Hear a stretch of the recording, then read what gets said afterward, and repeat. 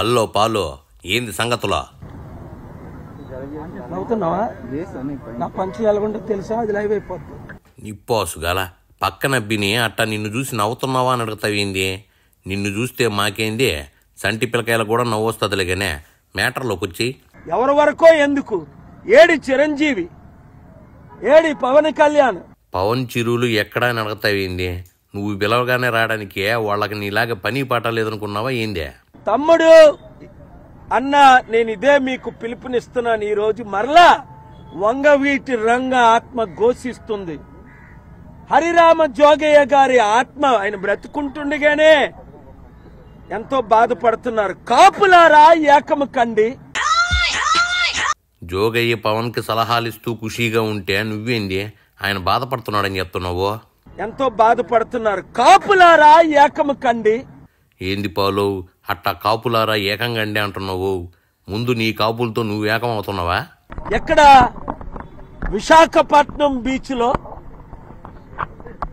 శ్రీకృష్ణదేవరాయలు గారి విగ్రహం ప్రక్కన ఈ ఖాళీ స్థలంలో వంగవీటి రంగా గారి విగ్రహాన్ని విశాఖపట్నాన్ని క్యాపిటల్ గా ప్రకటించిన జగన్మోహన్ రెడ్డి గారికి నేను రిక్వెస్ట్ చేస్తున్నా, మీరు కట్టండి.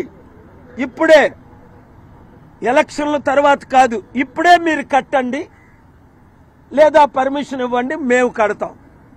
ఎందుకు? ఒక వర్గానికే కాకుండా బడుగు బలహీన వర్గాల అందరి కొరకు ప్రాణం పెట్టిన ఆయన్ని మనం గుర్తించుకోవద్దా? ఓహో, రంగాన్ని గుర్తుంచుకోవడానికి విగ్రహం ఏర్పాటు చేయాలంటున్నావా? అయినా నీకు రంగా విగ్రహం ఎన్నికల సమయంలోనే ఎందుకు గుర్తుకొచ్చింది? మా కాపులైన వంగవీటి రంగా అయితే ఎవడూ గుర్తించుకోడు. పవన్ కళ్యాణే గుర్తించుకోవట్లేదు ఈరోజు. ఎవరి వరకో ఎందుకు? రంగాని పవన్ గుర్తుంచుకోవడం చెప్తావేంది? రంగా గొప్పతనం గురించి పవన్ ఎన్నోసార్లు చెప్పాడుగా, నువ్వు ఆ మాటలు వినలేదా?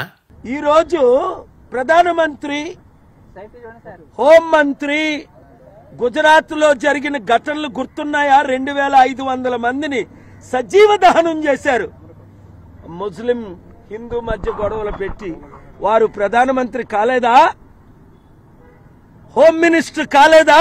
వాళ్ళు నిజంగా మారణ హోమం చేసుంటే ప్రజలు ఇన్నిసార్లు ఎందుకు అవకాశం ఇస్తారు చెప్పు?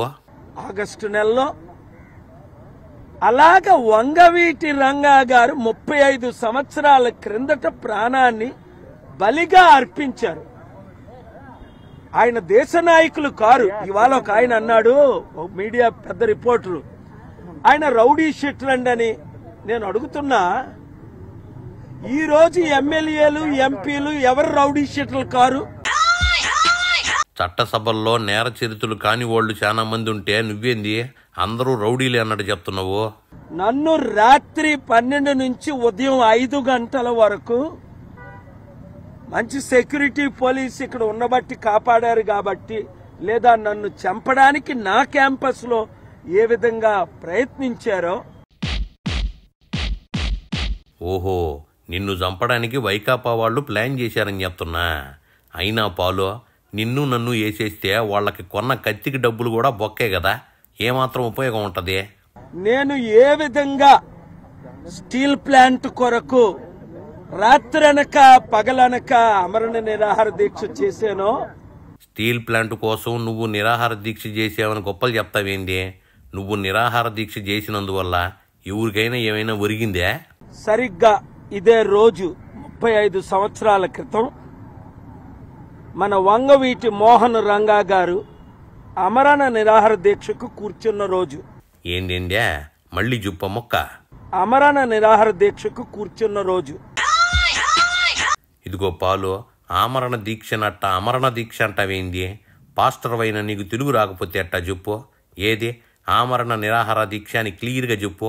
ఆయన అమరణ నిరాహార దీక్ష చేశారు. చెస్, మళ్ళీ అమరణ అంటున్నావు? నీకు పొలిటికల్ సబ్జెక్టే కాదు, తెలుగు మీద నాలెడ్జ్ కూడా తక్కువే. ఎళ్ళు చెప్పిన దొరుకు చాలు.